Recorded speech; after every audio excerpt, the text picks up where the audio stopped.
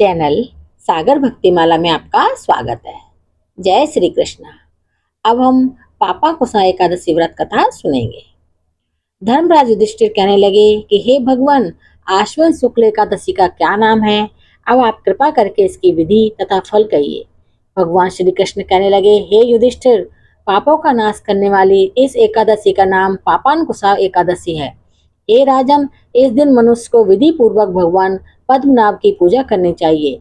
यह एकादशी मनुष्य को मनवांछित फल देकर स्वर्ग प्राप्त कराने वाली है। मनुष्य को बहुत दिनों तक कठोर तपस्या से जो फल मिलता है, वह फल भगवान गरुड़ ध्वज को नमस्कार करने से प्राप्त हो जाता है। जो मनुष्य अज्ञानवश अनेक पाप करते हैं परंतु हरि को नमस्कार करते हैं, वे नरक में नहीं जाते। विष्णु के नाम के कीर्तन मात्र से संसार के सब तीर्थों के पुण्य का फल मिल जाता है। जो मनुष्य शार्क धनुषधारी भगवान विष्णु की शरण में जाते हैं, उन्हें कभी भी यम यातना भोगनी नहीं पड़ती। जो मनुष्य वैष्णव होकर शिव की और शैव होकर विष्णु की निंदा करते हैं, वे अवश्य नरकगामी होते हैं। सहस्त्रों वाजपेयी और अश्वमेध यज्ञों से जो फल प्राप्त होता है, वह एकादशी के व्रत के 16वें भाग के बराबर भी नहीं होता। संसार में एकादशी के बराबर कोई पुण्य नहीं, इसके बराबर पवित्र तीनों लोकों में कुछ भी नहीं। इस एकादशी के बराबर कोई व्रत नहीं। जब तक मनुष्य पद्मनाभ की एकादशी का व्रत नहीं करते, तब तक उनकी देह में पाप वास कर सकते हैं। हे राजेंद्र, यह एकादशी स्वर्ग, मोक्ष, आरोग्यता, सुंदर स्त्री तथा अन्न और धन देने की वाली है। एकादशी के व्रत के बराबर गंगा, गया, काशी, कुरुक्षेत्र और पुष्कर भी पुण्यवान नहीं है।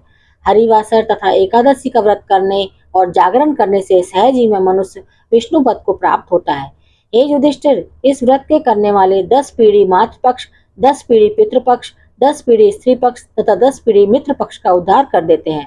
वे दिव्य देह धारण कर चतुर्भुज रूप को पीतांबर पहने और हाथ में माला लेकर गरुड़ पर चढ़कर विष्णु लोक को जाते हैं।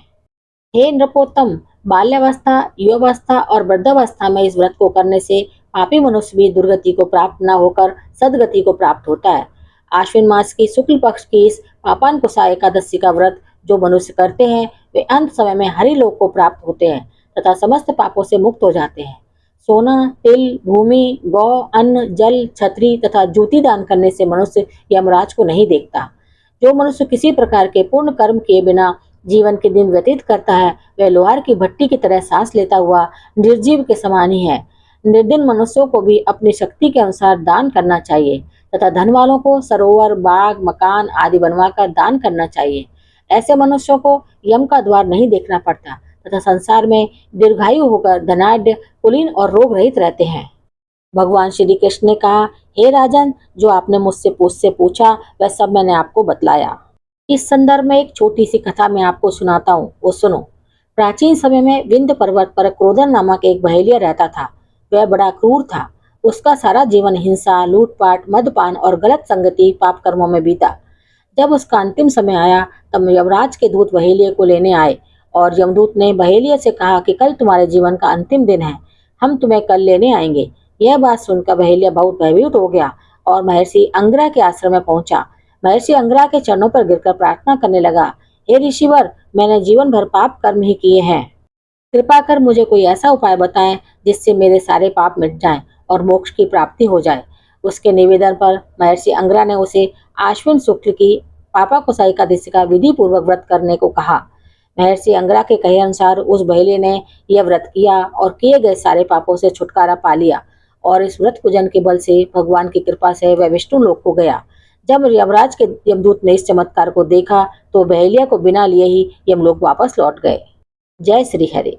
तो ये है पापाकुशा एकादशी व्रत की कथा।